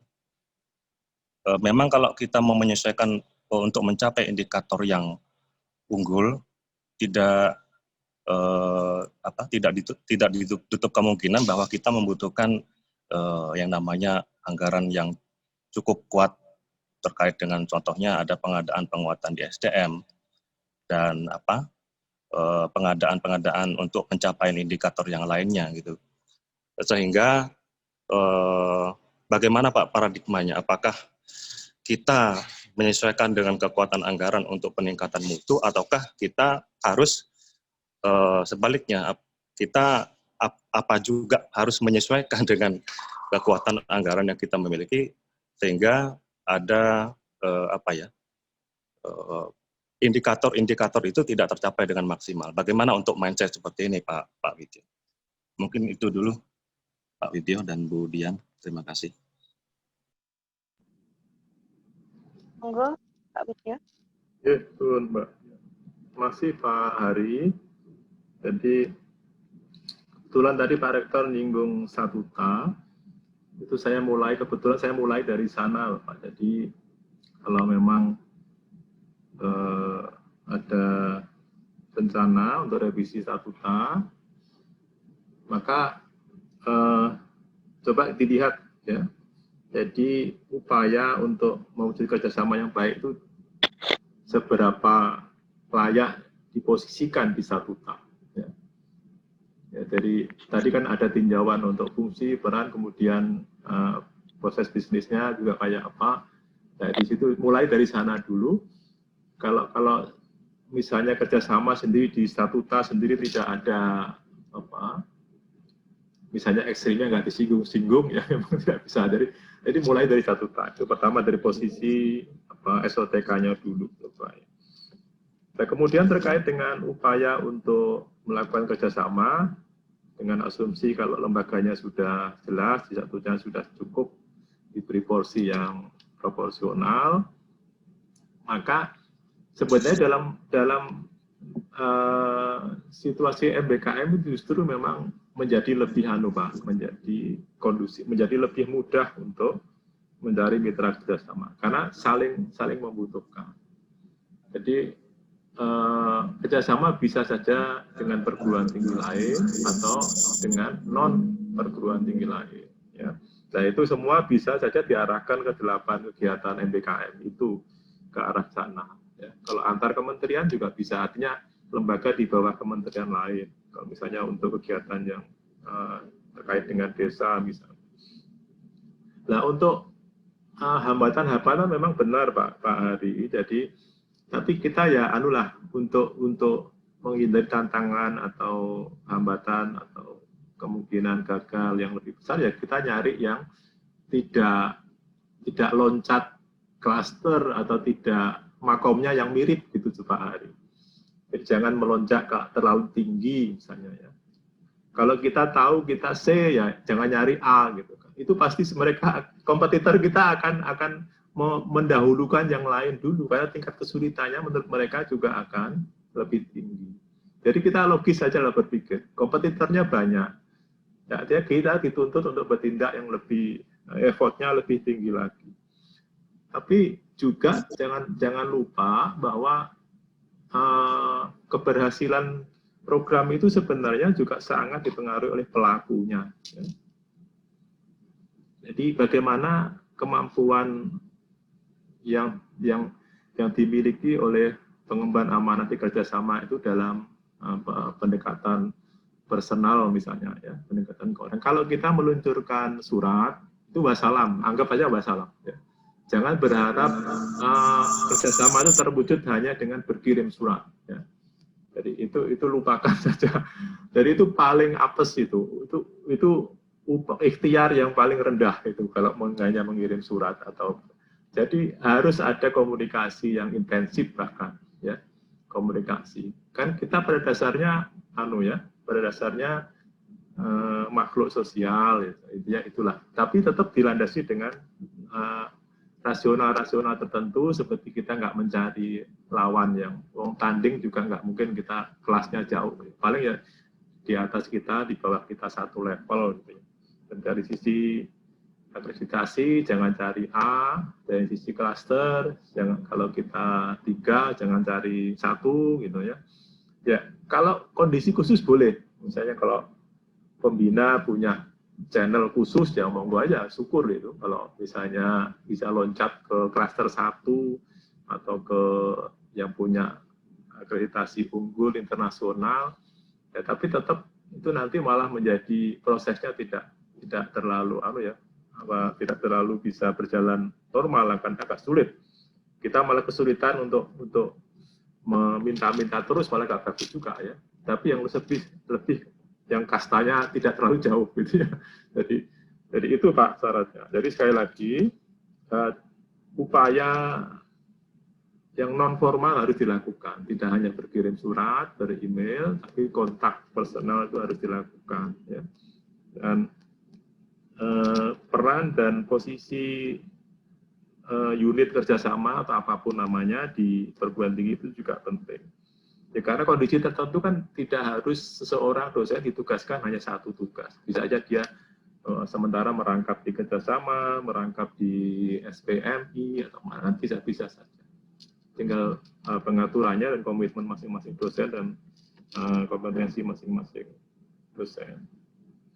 Ya memang ada mekanisme yang resmi ya, misalnya perguruan tinggi asuh, tapi itu juga ada cara dan ada mekanisme yang kita bisa meng-hire atau meraih dari cara itu ya.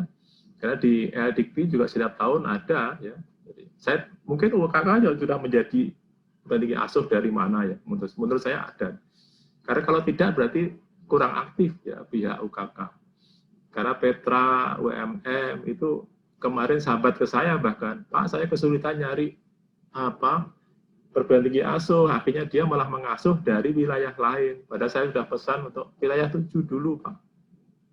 Saya nggak tahu usahanya sejauh mana, tapi mengatakan Rektor Petra, Rektor Ubaya, kami kesulitan Pak nyari mitra ya memang yang sebidang ya.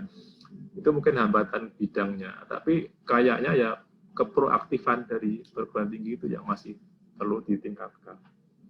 Itu mungkin sementara Pak. Jadi sekali lagi posisi eksistensi dari kerjasama itu, unit kerjasama itu sendiri, kemudian petugasnya yang harus melakukan effort yang di atas normal, di atas kebiasaan, itu akan mempengaruhi. Dan itu memang harus dilakukan karena MBKM menuntut kerjasama itu Pak. Jadi MOU disiapkan berbagai ragam untuk implementasi tahun depan MBKM.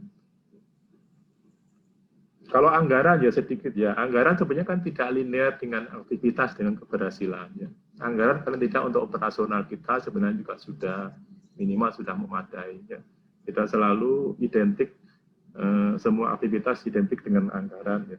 Ya itu. Ya, kecuali kalau kita memang sudah mapan perguruan tingginya, tapi kan kita tidak semudah itu. Monggo Bu Dian, Pak Hari. Apakah kita bisa sampai jam 11 ya? Maksimal. Nanti dilanjut lagi kalau ada. Ini karena ada acara lagi. Monggo, Bu Dian. Baik. Oke, terima kasih. Bapak Ibu, jika ada pertanyaan lagi, monggo. Bu Dian, saya sudah raise hand. Kok belum dipanggil Bu Dian? Oh, saya panggil aja Pak Budi. Nggih, Bapak. Terima kasih. Terima kasih waktunya. Tadi kan instruksinya kan raise hand Pak, gitu Pak. Ya, terima kasih. Assalamualaikum warahmatullahi wabarakatuh. Salam sejahtera untuk kita semua. Alhamdulillah hari ini kita diberi kesehatan sehingga bisa menghadiri seminar yang sangat berpotensi untuk kita merubah mindset kita, pola pikir kita. Selamat siang Pak Widyo. Mungkin sebelum saya di Kauripan, boleh sedikit cerita, saya di UNESA dan sering sekali menghadiri tentang Good University Government, yang di mana itu penelitian yang di mana itu tata kelola universitas yang sangat baik. Nah, di UNESA sendiri juga saya pernah dikirim ke Bandar Lampung, di LDIKT 8 dan 2 itu juga, dan di 7 juga sering saya mengikuti acara seperti begini dan sangat penting sekali. Yang dikatakan Pak Widyo tadi, yaitu pertama adalah statuta. itu emang legalitas, otonomi yang harus dimiliki perguruan tinggi. Kalau itu dijabarkan detail, sangat panjang sekali. Nah, tadi terkait tentang contoh kecil kerjasama. Memang benar, pada saat saya diberi amanah menjadi wakil rektor 3 di bidang kemahasiswaan, alumni, dan kerjasama, saya minta data tidak ada sama sekali. Ini sudah tanggung jawab saya membuat suatu sistem DBMS, Database Management System. Saya awali dari kemahasiswaan, saya awali dari alumni, lalu saya merangkak di kerjasama. Nah, di kerjasama ini, kita sudah bisa mengimplementasikan MOU dan MOA. Draft MOU dan MOA itu pun tidak sesuai dengan regulasi atau aturan. Nah, di sini tugas saya untuk membenarkan sesuai dengan regulasi yang ada di ITS, di UNESA, di UB, UPI, saya sinkronasikan mana yang benar, mana yang tidak. Setiap perguruan tinggi pasti berbeda di penataan kalimat dan lain, tapi inti draft itu adalah sama. Nah, akhirnya di tahun ini kita bisa bekerjasama satu dengan UPB, Bapak, Universitas Putra Batam. Yang kedua dengan organisasi yang paling kuat, istilahnya yang mendominasi di Kabupaten Kediri dengan Ansor, dengan Kabupaten Kediri. Dan alhamdulillah di tahun ini kita diberi suatu wewenang oleh Kementerian Pemuda dan Olahraga, yaitu melalui organisasi olahraga, yaitu Portina, Persatuan Olahraga Tradisional Indonesia. Dan Universitas Kauripan Kediri adalah sebagai Dewan Pelindung. Semua penyelenggaraan yang ada di Kabupaten Kediri, Kauripan yang bertanggung jawab. Memang benar Pak Widyo tadi mengatakan bahwa suatu kegiatan itu tidak harus larinya ke uang. Gitu. Contoh tadi gudang garam. Kalau di UNESA Pak Widyo, nggih ngapunten, itu lapangan basket disponsori sama Sampurna Mel 65 juta per bulan enggak boleh. Mungkin di Kauripan 10 juta per bulan insya Allah boleh Pak kalau gudang garam diizinkan. Akan saya segera kondisikan Senin depan. Karena gudang garam juga siap. Kalau ingin membangun lapangan, mereka siap. Ingin menempel bannernya, mereka siap. Pertanyaan adalah, ini adalah lembaga pendidikan. Yang dimana rokok kan tidak boleh Bapak. Ya, ngapunten, kalau ada regulasi yang terbaru terkait uang, tidak masalah mungkin. Nah, itu contoh-contoh yang bisa saya berikan informasi terkait di tahun ini, di mana saya diberi amanah oleh yayasan, khususnya Prof. Zainal dan Pak Rektor dan teman-teman rektor dan lain-lain. Nah, mau nggak mau saya dan tim akan melakukan semaksimal mungkin terkait keadaan kampus kita. Nah, pertanyaannya adalah bagi saya, bagaimana sih kita ini bekerja tanpa uang? Sangat sederhana sekali, Pak. Kita bisa cari sponsor kok. Gitu. Yang penting adalah satu koneksi. Ya, merubah mindset pola berpikir, kita tidak harus selalu standby duduk di meja. Kita harus keluar, melihat medan. Kalau kita standby di belakang meja terus, kapan kita bisa melihat keluar? Poin pertama. Terus bagaimana kita menjalin hubungan komunikasi dengan mitra lain? Kalau kita duduk terus, bagaimana kita bisa berkomunikasi? Gitu, Pak.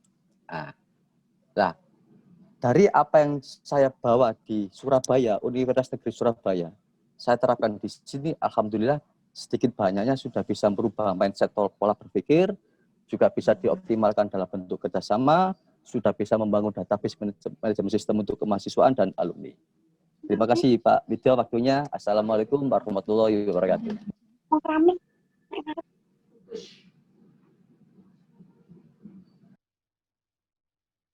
Waalaikumsalam.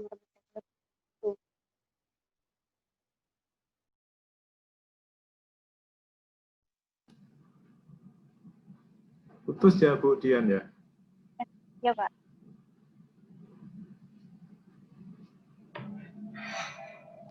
Monggo. Tadi kayaknya lebih banyak lebih banyak komentar pernyataan ya, sharing ya. Jadi ya saya mengamini saja Pak Budi. Jadi memang banyak cara untuk bisa meraih kerjasama dan lain. Tadi sudah Hal-hal pokok juga sudah disebut, misalnya memang pentingnya kita menyiapkan berbagai variasi MOU atau PKS ya untuk beberapa lembaga yang memang mempunyai karakteristik yang berbeda ya. Saya lupa juga tadi memang ada catatan khusus untuk kerjasama dengan rokok ya. Tapi saya nyebut gudang garam itu dalam konteks mungkin foundation yang lain ya, seperti Jarum kan sebenarnya kan selamat juga di Dikbud ya, karena dia sudah berupaya bisa menunjukkan bahwa dia bukan rokok, dia foundation, dia memang selama ini juga tiap tahun bisa menghadirkan pimpinan di Dikbud dan juga pimpinan perguruan tinggi untuk beasiswa Jarum, karena memang dia bisa meyakinkan bahwa Jarum itu bukan rokok, tapi foundation, kita memang lembaga. Saya nggak tahu gudang garam BGRM, soalnya saya punya sahamnya BGRM, jadi itu bisa juga, tapi dalam konteks apakah dia punya lembaga yang mungkin bukan terjun di rokok langsung. Yang terakhir tadi, karena ada tamu Bu, saya agak kehilangan, yang terakhir tadi apa ya Pak Budi? Terkait bagaimana sih Pak Wejo untuk merubah kita ini bekerja itu tanpa uang, apakah bisa? Kalau saya pribadi sih insya Allah bisa Pak gitu. Jadi merubah mindset pola pikir gitu Pak. Enggak, tadi kan sudah saya sebut bahwa banyak cara, misalnya melalui hibah, ya. melalui tadi Pak Budi nyebut sponsor, ya tadi makanya saya sebut gudang garam itu kan contoh ekstrim dari model atau cara untuk bekerja tidak dengan biaya, tapi ya biaya operasional yang mungkin melekat di tugas pokok di perguruan tinggi mungkin enggak, ya sudah tentu ya. Tapi untuk biaya yang lain ya bisa dari sumber-sumber seperti itu. Tapi memang tidak serta-merta mudah. Sekali lagi kembali ke kita, kompetensi kita, bagaimana kita bisa menunjukkan kepada mitra kita bahwa memang mereka juga akan mendapatkan manfaat gitu. Jadi jangan malah menjadi beban bagi mereka. Nah, itu berarti kan tercermin dari bagaimana kita meyakinkan bahwa kerjasama ini adalah saling menguntungkan. Mungkin begitu, lebih banyak karena itu komentar dan sharing. Monggo Bu Dian. Ya, terima kasih Pak Widjo. Kemudian untuk pertanyaan yang lain, monggo jika masih ada, Pak Ibu. Nanti Prof. Fanani closing remark aja, mungkin 5 menit sebelum selesai gitu ya. Oke.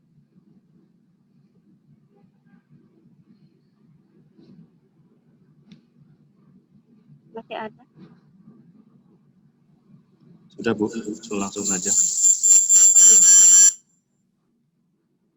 Terima kasih untuk materinya, Pak Widjo. Kemudian ada satu sesi lagi nih pertanyaan. Monggo, mohon maaf. Ada yang tanya.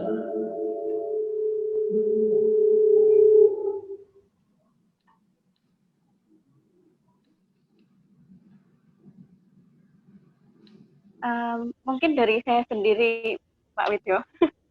Ini saya mau sebelum Prof. Fanani ya. Iya, mau menanyakan sebagai pengajar tuh sebagai dosen di Huripan Kediri, bagaimana cara menumbuhkan semangat untuk melakukan tridharma, itu Pak. Ibu Dian ngajar di prodi apa? Peternakan. Oh, ini pertanyaan mahasiswa itu. Ya, artinya pertanyaannya generik ya. Jadi generik itu tergantung kita jawabnya, berarti ya normatif ya, tidak bisa karena itu nyebut tridharma itu semua yang kita laksanakan itu konteksnya tridharma. Tapi tetap ya, jadi memang misalnya satu aspek saya sering mengatakan kalau kepada dosen, karena saya pengalaman di Dikti lama dan itu saya tahu track atau perjalanan dosen-dosen yang sukses dalam tanda petik bisa sampai ke internasional. Itu memang saya sendiri itu termasuk semacam penemu bakat gitu ya. Jadi dosen itu kalau dia bisa menunjukkan komitmennya, menguasai disiplin ilmunya, dia itu dilihat oleh orang lain. Dalam hal ini misalnya Dikti ya. Dikti itu ketika menunjuk seseorang menjadi dari tim, menjadi asesor, menjadi tim penilai itu sebenarnya tidak serta-merta. Memang ada yang melalui referensi sejawat, tapi kebanyakan menilai langsung. Pengalaman saya sendiri 20 tahun terakhir di Dikti, saya juga menilai langsung. Saya mengajak, oh ini layak jadi reviewer PKM misalnya. Ini menjadi tim ini. Itu setelah mengikuti forum-forum tertentu dan dosen itu memang aktif dan juga memang pantas untuk dia punya kompetensi di situ. Nah, itu salah satu dorongan penting untuk kita, sehingga kita tidak semata melihat lingkup kecil di perguruan tinggi kita, mengajar, tridharma, menjalankan proses administrasi, tapi karir yang lebih tinggi, bahwa kita bisa go nasional, bisa go internasional, kalau kita komitmen dengan tugas kita. Dan itu orang lain melihat, jangan menganggap bahwa kemudian kita sia-sia, tidak ya. Paling tidak kan kita punya kompetensi tertentu. Ya. Saya sendiri tugas sekretaris itu tidak seperti yang saya lakukan. Silahkan aja yang lain, sekretaris yang lain yang administrasi. Saya hampir menguasai konsep karena memang kompetensi saya sendiri, saya belajar sendiri dan hampir semua aspek di Tridharma saya pelajari dan saya mencoba untuk bisa membantu perguruan tinggi untuk dalam semua aspek. Ya. Dalam hal ini motivasi tadi seperti itu kurang lebih. Saya sudah memberi contoh konkret bahwa dosen tidak semata kemudian akan berkutat di Kediri, berkutat di tapi tunjukkan bahwa kita memang mempunyai sesuatu yang memang patut untuk orang lain melihatnya dan kita banggakan. Dari semua teman-teman yang Mbak Bu Dian kan nggak tahu, oh ada narasumber dari ini tim ini itu karena mereka memang punya potensi dan pantas untuk diajak untuk ke go nasional dan seterusnya. Mungkin itu moga-moga memotivasi. Terima kasih Pak Widyo. Ya kalau spesifik tentu 4 kompetensi tadi ya, pedagogik, sosial dan seterusnya. Ya. Iya Pak. Kemudian untuk selanjutnya closing statement oleh Dewan Pembina Yayasan Pendidikan Koperasi Kediri kepada yang terhormat Profesor Dr. Insinyur Zainal Fanani MSIPU, kami persilahkan. Halo. Baik, terima kasih Bu Dian. Bismillahirrahmanirrahim. Assalamualaikum warahmatullahi wabarakatuh. Waalaikumsalam. Yang terhormat Pak Rektor Universitas Kehidupan Kediri, yang terhormat Bapak Dr. Widyo Winarso, MPD dari LLDP, yang terhormat Bapak Dr. Haji Muhammad Soleh, SHMHUM dari Yayasan, dan para dosen yang saya banggakan. Tadi disampaikan oleh Pak Widyo, saya kira cukup bagus sekali itu bagaimana meningkatkan menjadi perguruan tinggi yang unggul tuh ya, dari mulai statuta, renstra, tata kelola, kerjasama, dan bagaimana pencarian mahasiswa, kemudian bagaimana meningkatkan kualitas dosen sampai yang akhirnya menjadikan suatu perguruan tinggi itu menjadi inovator. Nah, Bapak sekalian, statuta UKK selama berdiri sejak tahun 2014 sampai tahun 2020 itu baru 2 kali mengadakan perubahan statuta dan renstra. Jadi baru kira-kira 1 bulan yang lalu Pak Widyo kita perbaiki tadi, termasuk juga tata kelolanya. Jadi seiring dengan beberapa kemajuan prestasi daripada UKK ini, kita statuta sudah ada perubahan-perubahan, hanya tinggal pengesahan. Tadi disampaikan tentang masalah kerjasama. Jujur saja memang ya satu mungkin permasalahannya adalah karena dosennya masih muda-muda semua di sini Pak.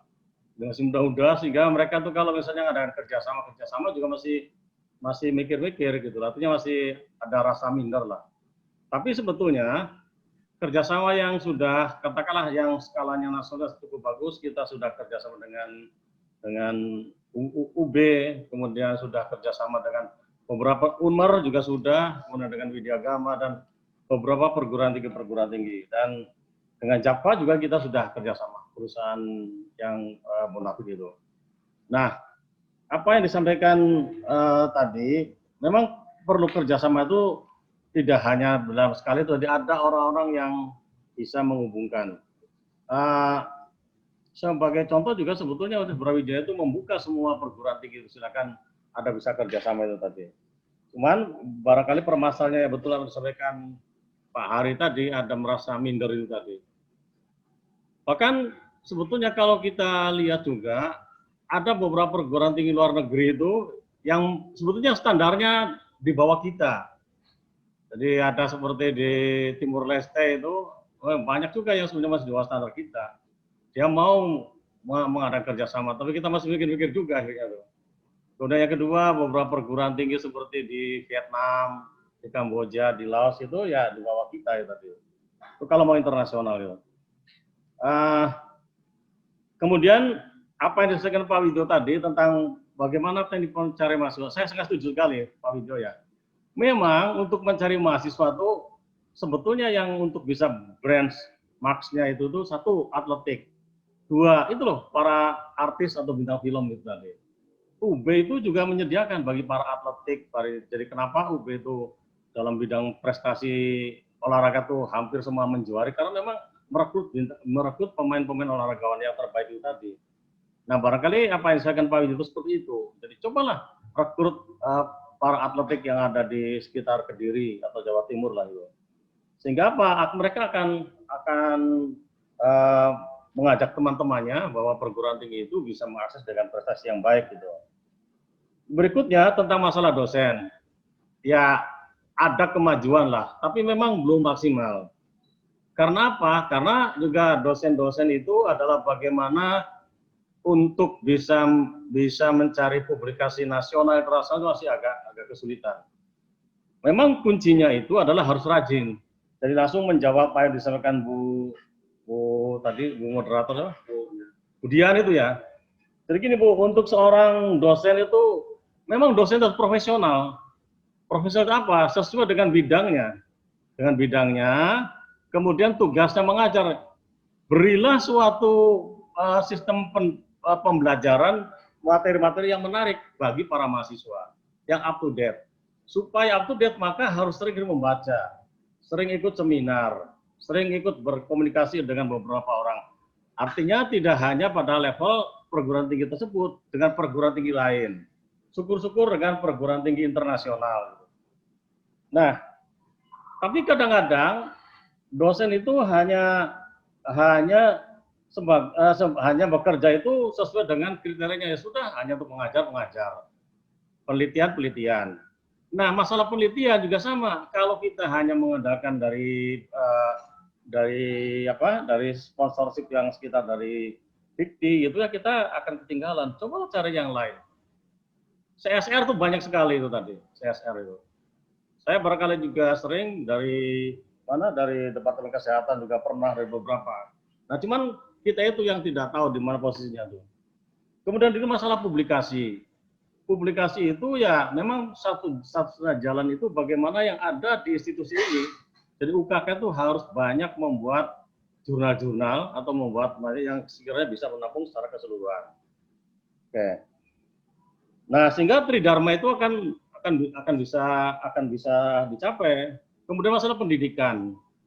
Pendidikan itu kalau kita sudah S2 lanjutkan kepada S3. Sambil apa? Sambil masalah jabatan khusus juga dinaikkan. Nah, kalau suatu institusi sudah ada program S1-nya, kalau hampir semua itu sudah doktor, silakan mendirikan S2. Setelah itu ajukan sebagai guru besar. Nanti akan membuat S3. Nah itu standarisasi itu itu yang membuat akhirnya dosen itu akan berkembang. Nah kemudian pengabdian masyarakat itu haki itu sebetulnya kalau bidang peternakan, pertanian itu lebih gampang loh Bu. Masalah untuk mencari haki itu tadi. Ada beberapa teman-teman dosen saya itu sederhana sebetulnya. Misalnya gini, pembuatan telur asin dengan metode apa? Itu juga bisa dapat haki sekarang itu. Pertanian itu sebetulnya lebih mudah dibandingkan dengan yang lain tadi. Nah, dengan demikian dari haki itu apa juga bisa diimplementasikan sebagai pengabdian masyarakat.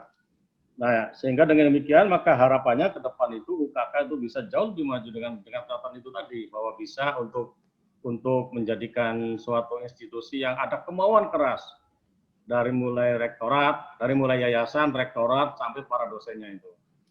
Jadi tidak begitu datang begitu saja, tapi memang harus ada berusaha keras, harus berusaha keras tadi. Jadi silakan Bapak Ibu mulai sekarang apa yang disampaikan oleh Pak Widyo tadi bisa dijalankan dengan baik dan dilaksanakan. Dan demikian pada kesempatan yang baik ini saya menyampaikan terima kasih kepada Bapak Dr. Widyo MPD dari LDIKT, dan saya yakin ke depan ini juga UKK lebih baik. Dan perlu saya sampaikan Pak Widyo, awal-awalnya berdiri juga kita banyak dibantu oleh orang-orang dari waktu dulu namanya Kopertis, Pak. Dari mulai merangkaknya sampai sekarang ini juga. Jadi memang kontribusi LLDIKT atau Kopertis kepada kami itu luar biasa. Sehingga kami sekarang tuh sudah mulai bisa bangunlah, artinya bisa mulai berjalan. Dari yang tadinya bisa merangkak, ya sudah bisa berjalan. Hanya tinggal larinya Pak Widyo ini. Insya Allah setelah banyak masukan dari LDIKT ini, kita dimasukkan. Jadi ini Nuhun Sewu Pak Widyo sebagai contoh aja. Dulu kami itu awal-awalnya juga dosen itu kita sekolahkan S2 dulu Pak. Nah dari itu ya masih mikir-mikir juga tidak ada, kurikulum juga masih belum bisa, dan sebagainya. Tapi alhamdulillah sekarang itu dosen-dosen luar biasa sekali. Hanya tinggal memacu bagaimana mereka-mereka itu untuk program S3. Itu yang beberapa kelemahan dari kami. Terima kasih. Sekali lagi kami terima kasih kepada Bapak Dr. Widyo Winarso MPD. Dan jangan bosan-bosan Pak, kami sering dibantu. Sekian, wabillahi taufiq wal hidayah. Wassalamualaikum warahmatullahi wabarakatuh. Waalaikumsalam. Waalaikumsalam warahmatullahi wabarakatuh. Terima kasih Prof. Jenal Fanani atas closing statement-nya. Kemudian kita memasuki acara penutup. Sebelum acara penutup, kita ada pembacaan doa yang akan dibacakan oleh Bapak Anang. Monggo Bapak Anang, kami persilakan. Assalamualaikum warahmatullahi wabarakatuh. Waalaikumsalam.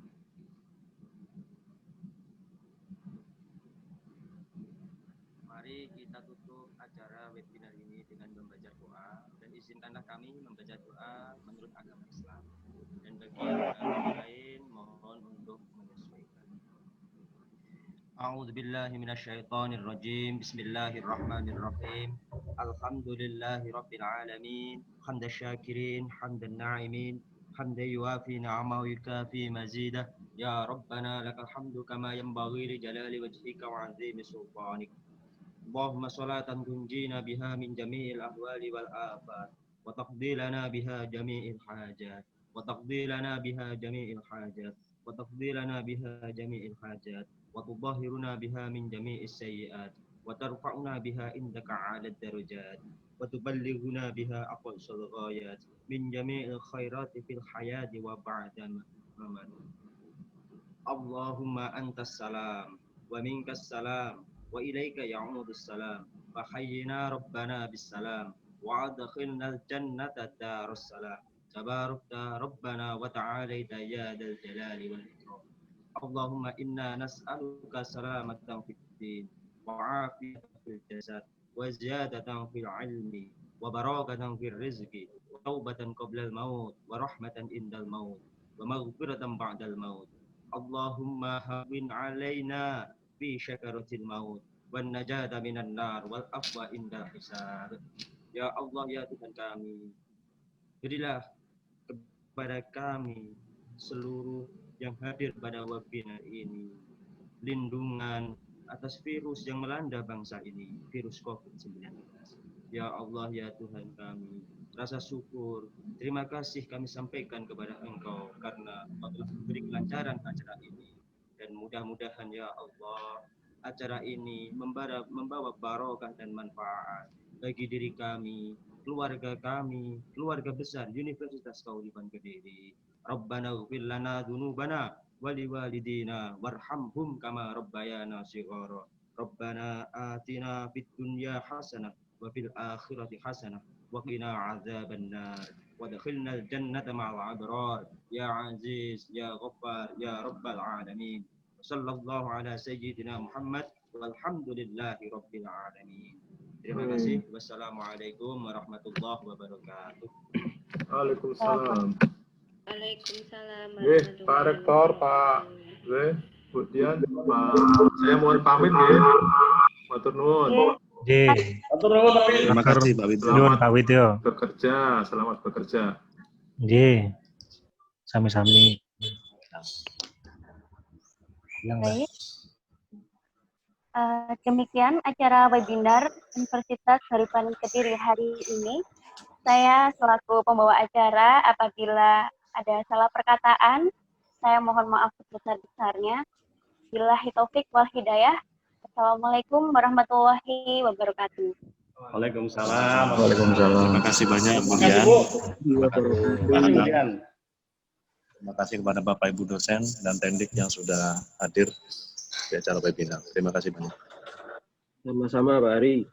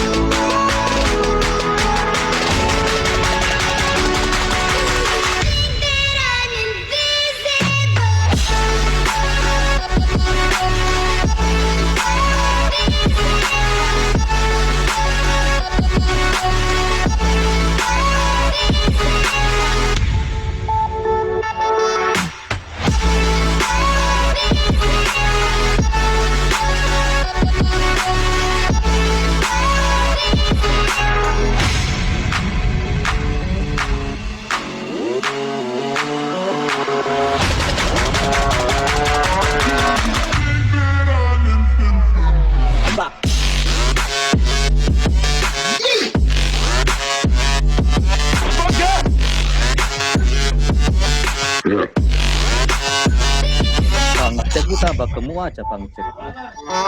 Iya. Senyum Bang Cek itu.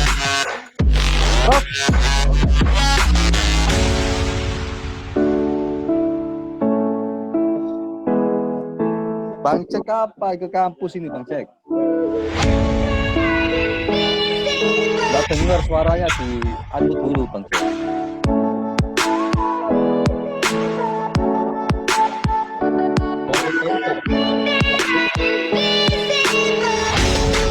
Alhamdulillah. Nah, apa itu? Alhamdulillah Bang Uci. Saya percaya. Ini ukurannya sudah 5 kali lipat saya ke 4 kali lipat. SL double. XL double ya Allah. Masih XL double loh, belum 3L loh. Monggo konsumsinya langsung ini jangan lupa. Alhamdulillah nembe baru selesai acara. Makanya baru ingat ada Zoom. Ngapunten, mohon maaf telat. Terima kasih Pak Jaka. Santai mawon. Siap. Salam semua untuk kawan-kawan. Semoga sehat semua. Prof jaga kesehatan. J. Pak Bud. Nggih, siap. Saya juga undur diri. Lagi santai-santai nih sama Prof nanti.